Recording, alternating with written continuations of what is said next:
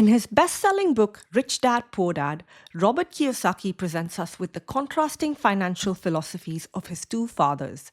Kiyosaki's poor dad, his own father, taught him that the key to success is to work hard, go to school, get good grades, and find a safe, secure job. Kiyosaki's rich dad, his friend Mike's father, taught him that the rich don't work for money, they have money working for them.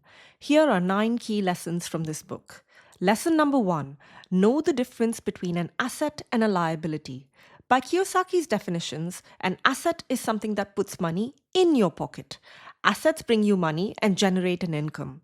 Examples include real estate that generates rental income, businesses that produce profits, stocks and bonds that pay dividends, and intellectual property that generates royalties. A liability is something that takes money out of your pocket. Examples of liabilities include mortgages, car loans, credit card debt, and student loans. Essentially, anything that you own that costs you money to maintain or that you still owe money on is considered a liability. Lesson number 2. Your home is not an asset. By Kiyosaki's definitions, your home is a liability because your mortgage payments are money going out of your pocket. Lesson number 3.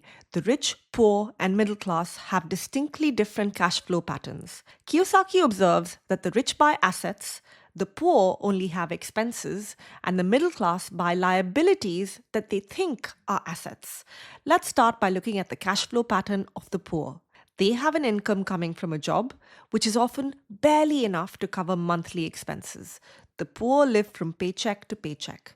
Here's the cash flow pattern of the middle class.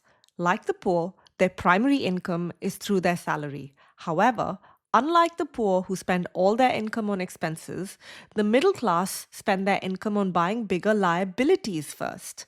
Their higher paying jobs can afford them bigger homes, faster cars, and more luxurious comforts.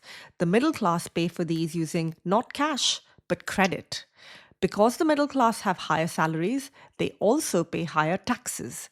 They think their home is their primary asset, even though it's a liability. They don't invest in income-producing assets. This cash flow pattern keeps the middle class trapped in the rat race.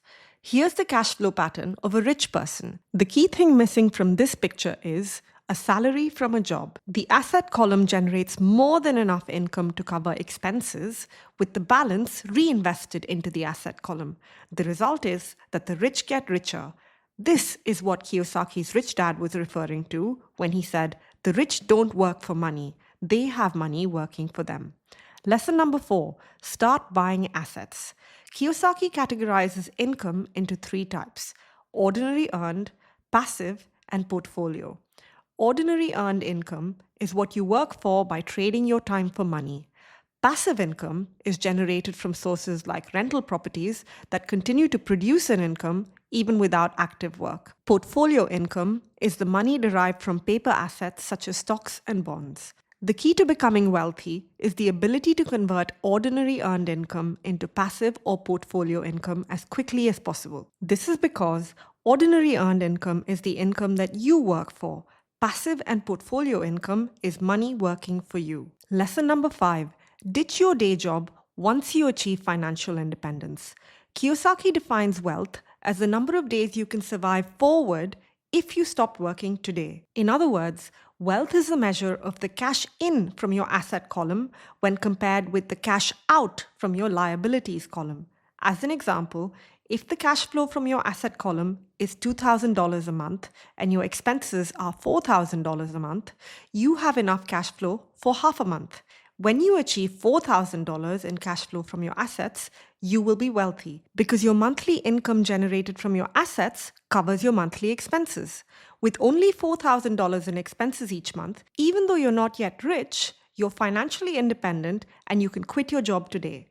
Lesson number 6. Reinvest your excess cash flow.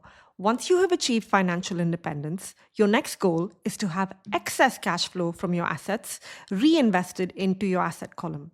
The more your assets grow, the more your cash flow grows. Keep your expenses lower than the cash flow from your assets and continue this reinvestment process until you become rich. Lesson number 7. Understand the tax advantages of corporations. Someone who operates under a corporation can get rich much faster than an employee. Kiyosaki describes this as the difference between someone walking and someone flying. Employees earn, get taxed, and only spend what's left. A corporation earns, then spends everything that it can, and then gets taxed on only what's left. It's one of the biggest legal tax loopholes that the rich use. Lesson number 8: master the power of money instead of being afraid of it. Most people don't play to win, they play to not lose. The average investor makes less money because they're so afraid of losing and don't know how to protect themselves from losses. Kiyosaki reminds us that failure is part of the process of winning. Sometimes you will win, sometimes you will lose. If you diligently plant seeds in your asset column, then some will grow, some won't, and some will grow into millions. Lesson number 9: develop your financial intelligence. Kiyosaki argues that kids graduate from school with no financial education. A person can be highly educated, professionally successful, and financially illiterate. Without financial training, we all go through life with the conventional formulas: work hard, save, borrow, and pay excessive taxes. Kiyosaki says that there's prime opportunities everywhere that are being overlooked. Most people aren't trained to financially see them. The more you develop your financial intelligence, which takes time, the more opportunities will be handed to you. The smarter you are, the greater the chance you will beat the odds. Hit the like button if you've enjoyed this video. If you're new here, I read one self-help book every week and share my key takeaways on YouTube. My aim is to grow 1% better every week, both in life and on this channel. I'm on a mission to achieve financial freedom in 7 years and love exploring topics like finance, productivity, and happiness. Let me know in the comments, what book should I read and summarize next? Subscribe to my channel if you'd like to follow me on my self-help journey. See you at the next one.